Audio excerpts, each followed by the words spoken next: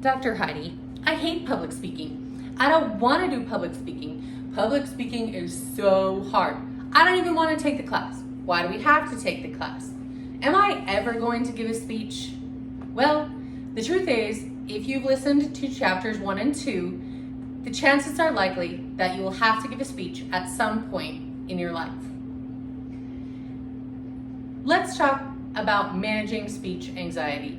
This is why most people don't like public speaking, is because they have a lot of anxiety about giving a speech. So what do we do?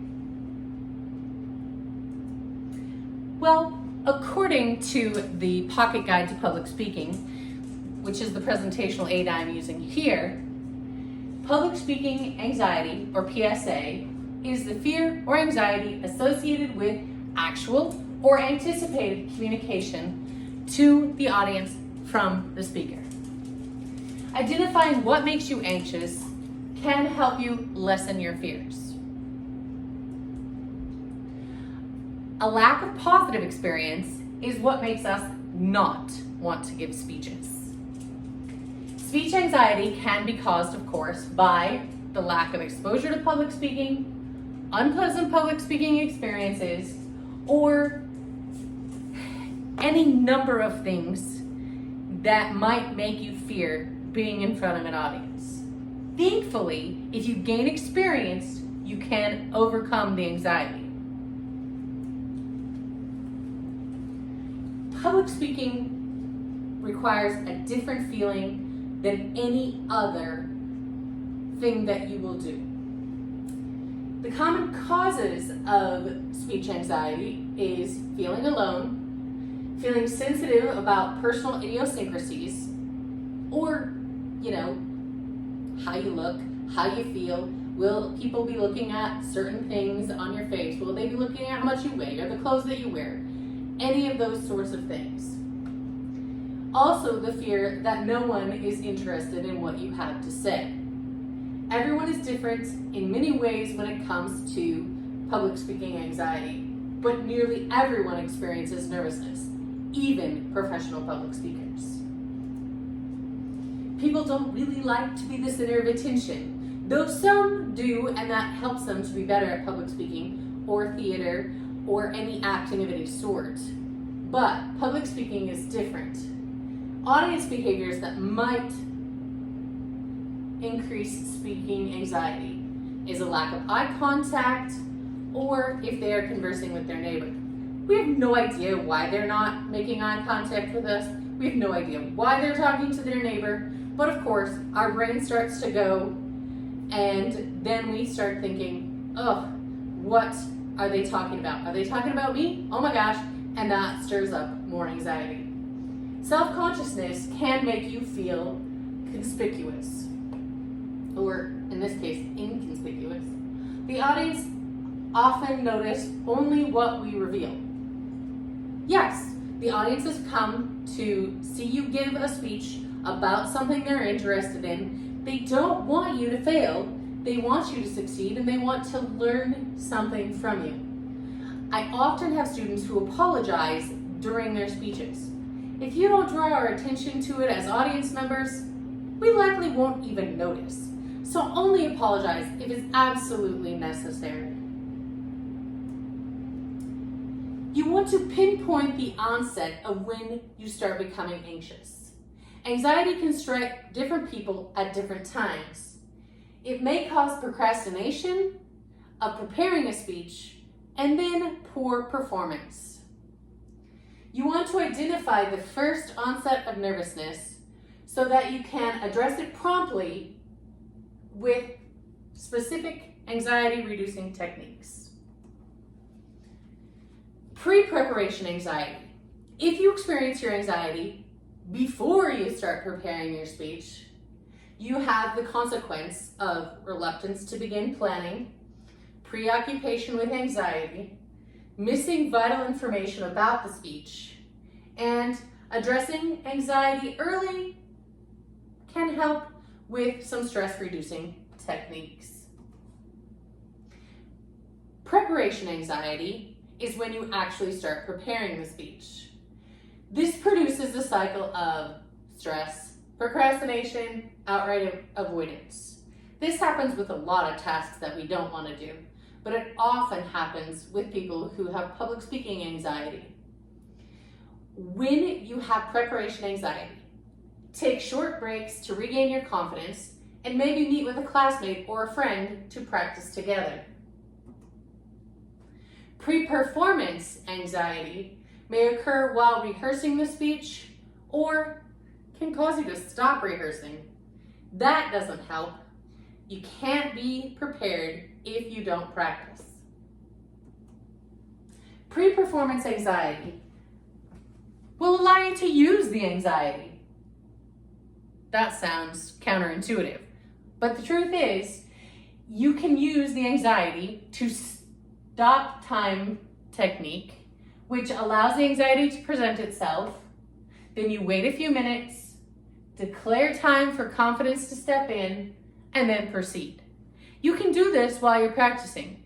Then when you're actually giving the presentation, your anxiety will be significantly less. You can also use the worst case scenario technique.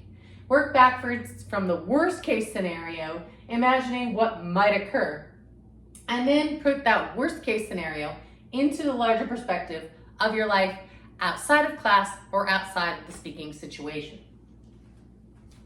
What is the worst that could happen? Well, probably the worst that could happen would be that you would die giving a speech. What are the chances that that's actually going to happen? Pretty slim to none. Could the audience laugh at you? Sure. Could you completely forget what you're going to say? Sure. But chances that that are going to happen are pretty minimal as well. Performance anxiety may occur during the speech or as the speech begins. You can control your nervousness during the introduction so that the rest of the speech comes easily. You can manage your anxiety. Don't let the anxiety manage you. Proven strategies can be used to help build your confidence. Many strategies have been used to help reduce fears. But the most important piece in managing public speaking anxiety is thoroughly planning for each presentation. You should prepare and practice.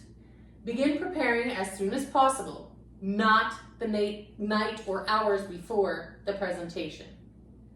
Rehearse your speech several times so that when you have to give the speech from an outline, you are much more comfortable in giving the speech. Modify your own thoughts and attitudes. Have a positive attitude. Visualize yourself succeeding in giving the speech. Envision your speech as valuable, worthwhile, challenging, and an opportunity for personal growth, not only for you, but for your audience. Like I said, visualization helps reduce nervousness. Close your eyes, picture the day of your speech, and then visualize positive feelings and reactions from the audience. This is something that professional athletes do all the time. Professional speakers do it as well. They visualize themselves succeeding rather than failing. If you have never watched Michael Phelps swim, you might want to watch his videos on visualization. He prepares himself for winning his events, which in turn helps him to actually win the events. Because in his mind, he can't tell the difference between whether he's just visualizing it or actually swimming. If you don't know who Michael Phelps is, he is a professional swimmer who has won more gold medals than anyone else in the Olympics. Activate your relaxation response. There is a fight, flight, or freeze response. Here it only mentions the fight or flight. But if you have a rapid heart rate and breathing, dry mouth and faintness, or you could possibly freeze up. So your choices are fight the fear, run away, or completely freeze in front of the audience. I think standing to fight and doing a great job at speaking is probably your best choice. relaxation response can counteract these sensations. To activate your relaxation response, you can briefly meditate. If you don't know how to meditate on your own, which is recommended here by relaxing your muscles and breathing slowly, or repeating a word or phrase, you can do guided meditations online through YouTube channels or the like that allow you to calm your mind and relax. You can use stress control breathing, which is to inhale and let your abdomen out, exhale and let your abdomen go in. To do the briefly meditate or relaxing your muscles, I think of the Hulk, where I tense up every single muscle like the Incredible Hulk. When he's not the Incredible Hulk, he's Bruce Banner, which allows you to relax. Hulk and Bruce Banner. Also, stress-controlled breathing. I find that this works best if I count and breathe in and out for each number I count. Use movement to minimize anxiety. Movement is actually showing that you are a more confident speaker. But honestly, if you've noticed, it also helps the audience pay attention. Practice using appropriate gestures while speaking. Maybe you hold up your index finger, as you have seen me do, or gesturing to your presentational aid. Moving as you speak relieves tension and it helps hold the audience's attention. You might also see me doing things like counting on my fingers or gesturing to you, the audience. Any of those things will help the audience to pay attention and it will help you reduce your anxiety. Learn from feedback. You should always welcome feedback. It gives you the opportunity to do better next time. You want to pay attention to any objective evaluation. If an evaluation just says, "You're great," that doesn't give you much information. And if an evaluation just says, "You suck," that also doesn't provide you any information. So pay attention to the ones that give you constructive criticism, something that you can work with. Feedback is, of course, meant to help you, not meant to make you feel bad. Public speaking anxiety happens to everyone. This is why people don't want to take my public speaking classes. This is why people don't volunteer to give speeches. But if you know, like we have covered here, how to manage your public speaking anxiety, chances are that you will do better at giving speeches in the future.